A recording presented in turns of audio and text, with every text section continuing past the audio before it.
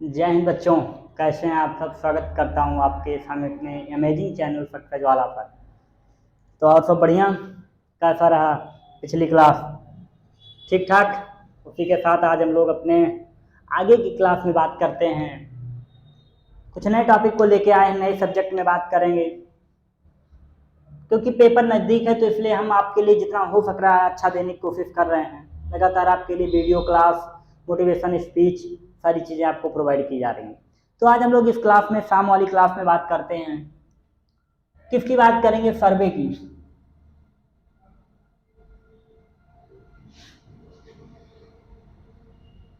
इस शाम वाली क्लास में हम लोग सर्वेइंग सब्जेक्ट की बात करेंगे, जो कि बहुत इम्पॉर्टेंट है और ज़रूरी है। कि सर्वे से भी क्वेश्चन काफ़ी पूछे जाते हैं। तो पहले हम ओवरव्यू ले लेते हैं सर्वे का, कि पढ़ना क्या है, हमें क्या क्या। तो सबसे पहले हमें क्या पढ़ना है इसमें? Principle principle of surveying. Principle of surveying. इसके साथ साथ इसी में एंड बात करना है classification of survey. Classification of survey. Classification of survey पढ़ेंगे। उसके बाद हम लोग बात करेंगे चेन सर्वे की। क्लासिफिकेशन आपने पढ़ लिया कि सर्वे क्या होता है, प्रिंसिपल सीख लिया। दूसरे में हम बात करेंगे चेन सर्वे।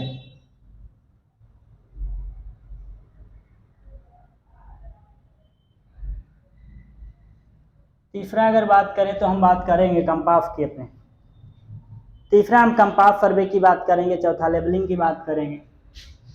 इसमें हमें कंपास पढ़ना है। चौथा हमें लेबलिंग पढ़ना है।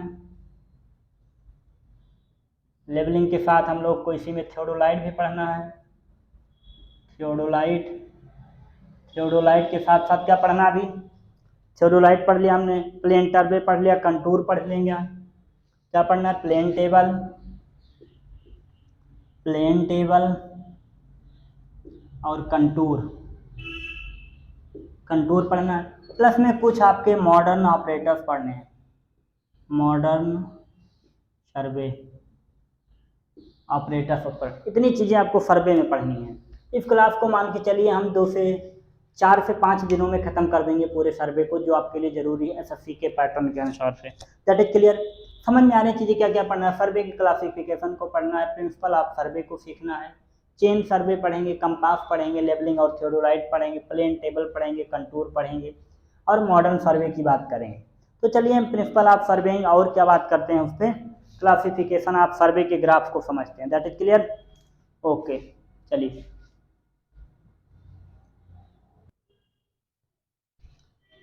चलिए हम लोग आगे बात करते हैं। क्लासिफिकेशन ऑफ सर्वे की बात करते हैं कि आपके कितने प्रकार के सर्वे को पाए, कितने प्रकार से सर्वे किया जाता है, क्या रीजन होता है सर्वे करने का। अच्छा, सर्वे क्यों किया जाता है, आपको कुछ आइडिया? सर्वे हम इसलिए करते हैं किसी काम को करने से पहले हमें उस जगह, उस साइट का क्या हो जाए, आइडिया लग जाए कि वो हमारा जो साइट है वो कैसी है। कहीं ढलान तो नहीं है, कहीं उबड़ खाबड़ तो नहीं है, कहीं खाई में तो नहीं है, आने जाने की व्यवस्था ठीक है या नहीं है। इन सब चीज़ों के लिए क्या किया जाता है? सर्वे किया जाता है। तो उसके टाइप ऑफ सर्वे की बात करेंगे। सबसे पहला क्या है हमारा? लैंड बेस्ड सर्वे। हम भूमि के आधार पर सर्वे करते हैं। कैसे? क्या? लैंड के आधार पे। पहला होता है हमारा टोपोग्राफिकल, मतलब स्थल, ये पर स्थलग्राफी। टोपोग्राफी में क्या करते हैं हम लोग? स्थल मतलब होता है स्थलाकृत सर्वेक्षण करते हैं। पर्वत, शहर के बारे में बात करते हैं कि गांव, सड़क इत्यादि की स्थिति, उसकी आकार का आइडिया ले लेते हैं कि वहाँ पर्वत तो नहीं है, स्थिति कैसी है। तो किसमें करते हैं? टोपोग्राफी में स्थल के बारे में जांच करते हैं कि उसकी स्थल कैसी है। उसके बाद हम क्या बात करते हैं? कैडेस्ट्रियल की बात करते हैं। इसी को बोलते हैं बाउंड्री सर्वे। इसी को दूसरे लैंग्वेज में बोलते हैं बाउंड्री सर्वे।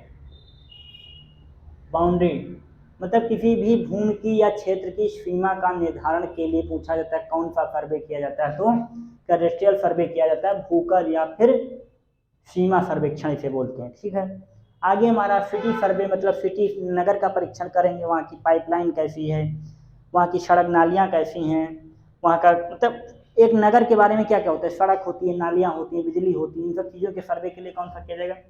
City survey. हाइड्रोग्राफी या मरीन सर्वे। मतलब जल के अंदर की चीज़ों को जानने के लिए, मरीन मतलब समुद्र विज्ञान के लिए हम कौन सा करेंगे, हाइड्रोग्राफिक सर्वे करेंगे। एस्ट्रोनॉमिकल सर्वे में हम क्या करेंगे, खगोलीय पिंड की स्थिति का पता करेंगे, उसका सर्वेक्षण करेंगे, किसका, खगोलीय पिंड का। एरियल सर्वे में हम किसकी बात करेंगे, एरियल सर्वे में हवाई परीक्षण करेंगे, जिस जगह पे हम पहुंच नहीं सकते हैं तो उसको हम ऊपर से हवाई चीज़ों से क्या करेंगे, सर्वे करेंगे, उसका बोलते हैं एरियल सर्वे। दूसरा हमारा होता है पर्पज बेस्ड सर्वे, कि हमारा उद्देश्य क्या है करने का, किस उद्देश्य से हम कर रहे हैं। तो सबसे पहले होता है इंजीनियरिंग सर्वे, कि आप इंजीनियर, भाई आप इंजीनियर बन रहे तो इंजीनियरिंग बेस्ड सर्वे करेंगे। दूसरा होता है हाइड्रोलॉजी के लिए करेंगे, जल विज्ञान के लिए करेंगे। तीसरा आपके लिए जियोलॉजिकल के लिए, भूविज्ञान के लिए करेंगे। तीसरा है माइन सर्वे, मतलब खुदाई के लिए, कोई चीज़ खुदाई करते हैं उसके लिए करेंगे सर्वे। तीसरा क्या होता है, आर्कियोलॉजिकल सर्वे, पुरातत्व का विभाग जो होता है, पुरानी चीज़ें जो आपकी दबी हैं उनसे निकल के बताते हैं ये इतने साल पुरानी है। कोई चीज़ मिलने से बोलते हैं ये मंदिर थी, मस्जिद थी। इस प्रकार का सर्वे क्या कहलाता है, हमारा आर्कियोलॉजिकल सर्वे कहलाता है। 1921 में इसकी स्थापना हुई थी, archaeological of survey of India, पुरातत्व विभाग। इसका मुख्यालय कहाँ पे है, देहरादून में है, पूछा जाता है। मिलिट्री सर्वे करते हैं कि मिलिट्री के लिए, सेना के लिए पुल की, ब्रिज की ज़रूरत हो तो कौन सा सर्वे, मिलिट्री सर्वे। आगे बात करते हैं इंस्ट्रूमेंट बेस पे सर्वे करते हैं, तो कितने टाइप्स के आपके सर्वे थे, पहला आपने पढ़ा बेस्ड सर्वे, पर्पज बेस, आप पढ़ेंगे इंस्ट्रूमेंट बेस, मतलब उपकरण के आधार पर किस किस उपकरण से सर्वे किया जाता है। तो आपका होता है चैन सर्वे, मतलब जरीब के द्वारा, जो आपकी जरीब देखा, जरीब या टेप, लीनियर मेजरमेंट के लिए हम किसका यूज करते हैं, चेन का। कंपास सर्वे करते हैं जब आपका हॉरिजॉन्टल के साथ कुछ एंगल भी देखना हो। प्लेन टेबल का सर्वेक्षण करते हैं, पटल परीक्षण करते हैं। थियोडोलाइट भी करते हैं, वर्टिकल डिस्टेंस के साथ वर्टिकल एंगल की ज़रूरत होती है। टेक्योमेट्रिक सर्वे करते हैं हम। लेवलिंग करते हैं, लेवलिंग क्या होता है,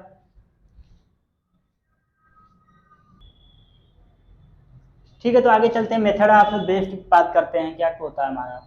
एक मेथड होता है ट्रेंगुलेशन, एक होता है ट्रेवर्सिंग। क्या होता है, एक त्रिकोणन विधि होती है, एक होता है ट्रेवर्सिंग मेथड।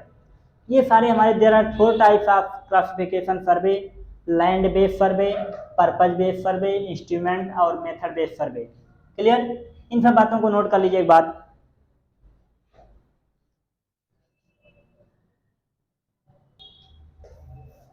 इतनी हो गया तो आगे हम बात करते हैं प्लेन सर्वे और जियोडेटिक सर्वे में डिफरेंस क्या होता है। 2-3 पॉइंट यहाँ पे आपका पूछ लिया जाता है, क्या प्लेन सर्वे और जियोडेटिक सर्वे से, ये दोनों में डिफरेंस क्या होता है। एक चीज़ आप पहले नोट कर लीजिए, क्या क्या हम बात करने वाले हैं, प्लेन सर्वे और जियोडेटिक सर्वे। पहला बात करेंगे प्लेन सर्वे, दूसरा हम बात करेंगे geodetic. Plane survey and geodetic survey. Plane survey क्या होता है, समतल परीक्षण होता है। दूसरा हमारा होता है भूपृष्ठीय, मतलब आपकी पृथ्वी जो अर्थ है उसको कर्वेचर को ध्यान में, आपको पता है पृथ्वी हमारी क्या है, गोल है। यहाँ पर पृथ्वी की अर्थ को क्या माना गया है, प्लेन माना गया है। पृथ्वी की कर्वेचर को क्या माना गया है, उसको ध्यान में नहीं लिया गया है। लेकिन जियोडेटिक सर्वे में पृथ्वी के कर्व को ध्यान में लिया गया है। पहला डिफरेंस ये है हमारा।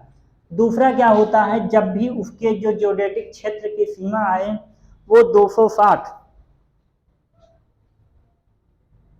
जिसमें आप सर्वे करने जा रहे हैं, जिस क्षेत्र पे आप सर्वे करने जा रहे हैं, एरिया का सर्वे करने जा रहे हैं, उसका जो एरिया है वो 260 किलोमीटर पर स्क्वायर, इसके अगर इक्वल है तो आपका प्लेन सर्वे, अगर इससे ज़्यादा हुआ तो,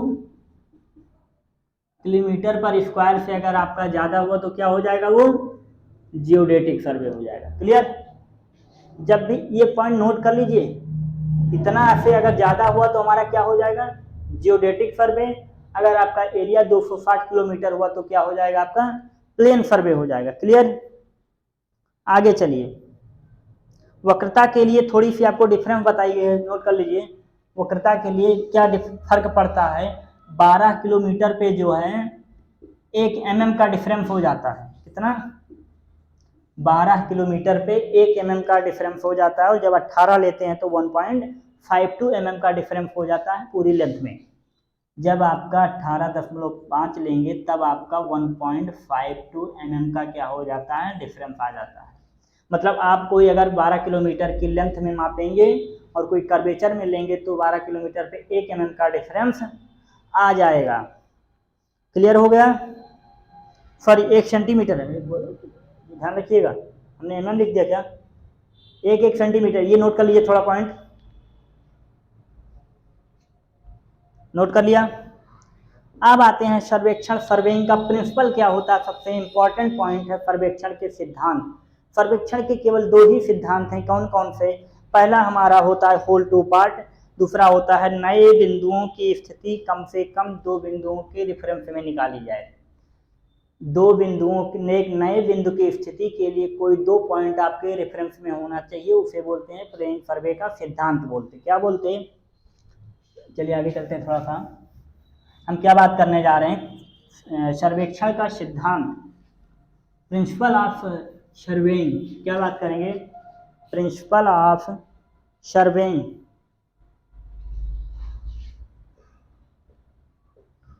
principal of surveying. Principle of surveying की बात करेंगे। प्रिंसिपल ऑफ सर्वेइंग में पहला होता है whole to part. Whole to part, कार्य जो है पूर्ण से अंश की ओर होना चाहिए। दूसरा क्या होता है? नए बिंदुओं की स्थिति के निर्धारण के लिए नए बिंदुओं की स्थिति कम से कम 2 संदर्भ बिंदुओं से निर्धारित करना। नए बिंदु की स्थिति, क्या बोला हमने? नए बिंदु की स्थिति 2 बिंदुओं के संदर्भ, 2 नए बिंदुओं के संदर्भ से क्या करना? निर्धारित करना। 2 बिंदुओं की, यही 2 सिद्धांत आपके मेन जो होते हैं, काम आते हैं किसके लिए? आपके सर्वे के प्रिंसिपल के लिए। पहला हमारा प्रिंसिपल क्या है? होल टू पार्ट होना चाहिए। कार्य करने के लिए, मान लीजिए इतना बड़ा आपको काम करना है तो आप पीछे से करते आएंगे ताकि आप काम को आके बीच में खत्म करें। दूसरा क्या होता है? नए बिंदु की स्थिति के लिए 2 बिंदुओं के संदर्भ से क्या करना? उनको निर्धारित करना। इससे क्या होता है? कोई नया पॉइंट निकालते हैं तो 2 चीज़ों के रेफरेंस मेजर रखते हैं तो कोई चीज़ त्रुटि नहीं होती, और इसमें अगर कोई त्रुटि होती है तो आके अपने आप में क्या होती रहती है? एडजस्टमेंट हो जाती है, समायोजित हो जाती है। इसी को बोलते हैं principal of surveying. That is clear. हम थोड़ा सा बात करते हैं क्लासिफिकेशन ऑफ एरर की। एक होता है कम्युलेटिव, एक होता है कंपनसेटिंग। क्या होता है? एक होता है कम्युलेटिंग, एक होता है compensating. There are 2 types of error. जब भी आप सर्वे करते हैं तो आपके पास क्या आती है? एरर आता है। एरर मतलब त्रुटि हो जाती है, गलती हो जाती है, उसको क्या बोलते हैं? हम एरर बोलते हैं। चलिए नोट करिए थोड़ा सा, क्लासिफिकेशन ऑफ एरर्स।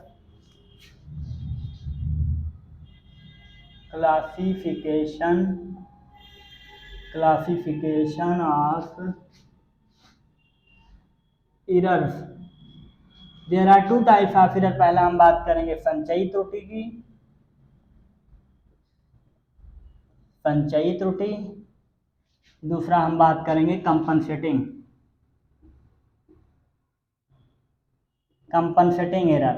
संचयी त्रुटि और प्रतिकारी त्रुटि, इसे बोलते हैं संचयी, इसे बोलते हैं प्रतिकारी त्रुटि। संचयी त्रुटि और प्रतिकारी त्रुटि। संचयी त्रुटि क्या होती है? जो अपने आप में क्या हो जाए? एडजस्ट हो जाए। संचयी त्रुटि एक ही दिशा में बढ़ती है और संचित होती रहती है, इसे सिमेट्रिक एरर कहते हैं। संचयी त्रुटि आपकी जो है एक ही डायरेक्शन में होती है, ओनली वन डायरेक्शन एरर। ये आपकी एक ही डायरेक्शन में क्या होती है? इसकी एरर होती है। किसकी? संचयी त्रुटि की एरर आपकी केवल एक ही डायरेक्शन में होती है, इसीलिए इसे क्या बोलते हैं? सिमेट्रिक एरर बोलते हैं। परिणाम और आपकी जो संचयी त्रुटि होती है वो क्या होती है? कंपनसेटिंग हो जाती है, एक दूसरे घटती बढ़ती रहती है और आपकी क्या हो जाती है? कम्युनिकेटिव एरर की लेंथ जो है प्रोपोर्शनल टू लेंथ होती है, वो under root proportional to length होती है। ये आपका क्या होता है, कंपनसेटिंग, कोई गलती हुई धनात्मक ऋणात्मक वो धीरे धीरे अपने आप में क्या हो जाती है, एडजस्ट हो जाती है, उसे बोलते हैं कंपनसेटिंग त्रुटि। कोई गलती हुई फिर अगले बार वो सही हो गई, फिर गलती हुई फिर सही हो गई, तो धीरे धीरे क्या हो जाता है, हमारी त्रुटि अपने आप में खत्म हो जाती है। दूसरी एक टाइप त्रुटि है मिस्टेक एरर होता है। त्रुटि के मापन के दौरान जब आपका कोई गलत रीडिंग पढ़ी जाती है तो उसे क्या बोलते हैं, त्रुटि में भूल बोलते हैं। कोई भूल के कारण जब आप कोई गलती कर देते हैं तो उसे कौन सी एरर बोलते हैं, mistake error, mistake error, mistake error बोलते हैं। क्लियर। अगला हम बात करते हैं क्या, एमपीवीपी, उसको आपको पढ़ाना नहीं है, वो आपके लिए जरूरी नहीं। आप तीनों एरर को समझिए, संचयी त्रुटि, कंपनसेटिंग त्रुटि और मिस्टेक त्रुटि। संचयी त्रुटि आपकी एक डायरेक्शन में होती है, धनात्मक त्रुटि होती है। कंपनसेटिंग त्रुटि क्या होती है, ये आपकी कभी भी खत्म हो सकती है, कभी होती है कभी नहीं होती। मिस्टेक एरर क्या होता है, किसी भूल के कारण आप गलती पढ़ दी, जैसे टेप की रीडिंग पढ़ने में इंस्ट्रूमेंट को गलत सेट कर दिया, रीडिंग पढ़ने में गलती हो गई, इस सब के कारण जो त्रुटि होती है उसे बोलते हैं मिस्टेक त्रुटि। अब हम लोग बात करते हैं रैखिक दूरी मापने की विधि को, linear measurement method. Linear measurement distance method को हम रैखिक दूरी के द्वारा कैसे मेजरमेंट करते हैं उसका हम बात करते हैं। तो रैखिक दूरी को मापने की आपके पास दो विधि होती है, मेथड। एक होता है डायरेक्ट मेथड, जिसे हिंदी में लिखना चाहें तो लिख सकते हैं प्रत्यक्ष विधि।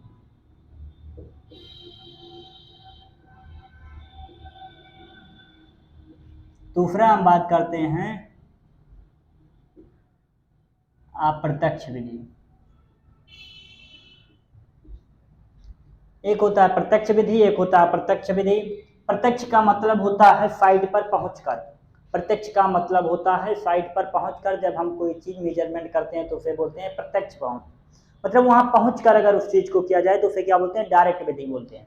जब हम उस जगह पर पहुंच ना सके, कुछ रीजन आ जाए, जैसे बीच में पहाड़ आ जाए, बीच में खाई आ जाए कि हम उस जगह पर पहुंच नहीं सकते, तब हम इस विधि को मेजरमेंट करते हैं। कौन सी, इनडायरेक्ट मेथड की।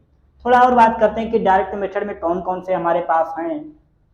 एक होता है कदम गिन कर। देखो अगर कुछ लोगों में गांव में क्या करते हैं, कदम कदम को गिन करके स्टेप बाय स्टेप पैर को बढ़ा के दूरी को मेजरमेंट कर देते हैं, तो उसके लिए ये बहुत सही तरीका थोड़ी है भाई, पैर पे एक्यूरेट नहीं होता, ये हमारा बहुत एक्यूरेट नहीं होता है, क्योंकि भाई कदम किसी कम हो गया किसी ज़्यादा हो गया, तो इसीलिए इसके लिए ऑन एवरेज एक डिस्टेंस बताई गई है कि एक कदम के दूसरे कदम के बीच की जो डिस्टेंस होती है कितनी मापी गई है, 80 से लेकर के 85 सेंटीमीटर बताया गया है। क्लियर, इस पॉइंट को नोट कर लीजिएगा। दूसरा हमारे पास है स्पीडोमीटर, जो आपके गाड़ियों में देखा होगा, तुरंत आपके पहिए में लगाया जाता है, पहिए में जो सीधा उसकी डिस्टेंस को क्या करता है, कैलकुलेट करके डिनोट कर देता है, आपको लिख देता है। गाड़ियों में इसी का यूज किया जाता है, स्पीडोमीटर का। बाइक में जो भी आपकी जितनी गाड़ियां हैं उस पर लिखा होता है, स्पीड बताता है, कितनी दूर चल चुके वो बताता है स्पीडोमीटर के द्वारा। फिर एक और होता है लीनियर मेजरमेंट के लिए जो इंजीनियरिंग में सबसे ज़्यादा यूज किया जाता है, जिसका नाम है जरीब, जरीब या फीता। चेन सर्वे करते हैं और फीते के द्वारा हम मेजरमेंट करते हैं तो उसे क्या बोलते हैं, जरीब या फीता परीक्षण। दूसरा हमारा होता है इनडायरेक्ट मेथड में हम कौन कौन सी विधि का बात करते हैं, जैसे इनडायरेक्ट मेथड में प्रकाशीय यंत्र विधि, चुंबकीय किरण विधि। ऑप्टिकल के द्वारा हम लोग क्या करते हैं, दूसरे मेथड की दूरी को ज्ञात करते हैं, और ये हमारा होता है चुंबकीय किरण के द्वारा। तो ठीक है, आप लोग को ये क्लास अच्छी लगी होगी, सारी बातें समझ में आई। इसी के साथ कल हम लोग सर्वे को आगे क्लास में फिर इंट्रोड्यूस करेंगे, समझेंगे इस चैप्टर में कि क्या होता है सर्वे में, आगे की बात करेंगे। इतनी बातों को आप लोग रिवीजन करिएगा, जो भी नहीं समझ में आया कमेंट बॉक्स में लिखिए, टेलीग्राम पे ज्वाइन करिए। तो कहने की है कि आप पढ़ते रहिए, बस मेरा सेंस यही है बताने का कि आप लगातार पढ़ते रहिए, क्योंकि बचा हुआ 20, 25, 30 दिन आपके लिए रामबाण साबित होने वाला है। क्योंकि अगर आप 30 दिन मेहनत कर दे तो जेई आप बन जाएंगे, नौकरी ले लेंगे, फिर आप जानते हैं कितना मजा है, क्या पावर है, तो जीवन आसान हो जाएगा। बट नौकरी के बाद जीवन टफ हो जाता है, क्योंकि वहाँ पे आपको बहुत सारी परेशानियाँ मिलेंगी, बहुत सारे आप पे लोड होंगे, उन सबको बेयर करना, कैसे उसका सॉल्व निकालना। तो जीवन आसान नहीं, लेकिन ये है उन सब के लिए आपको थोड़ा रिलैक्स फील होगा अपनी फैमिली को लेकर के, आपकी ज़रूरतों को लेकर के, इसलिए आप 30 दिन लगातार मेहनत करिए। बातें समझ में आ रही हैं? ठीक है, आप सभी को मेरा नमस्कार, जय हिंद। मिलते हैं अगली क्लास में सुबह के लिए।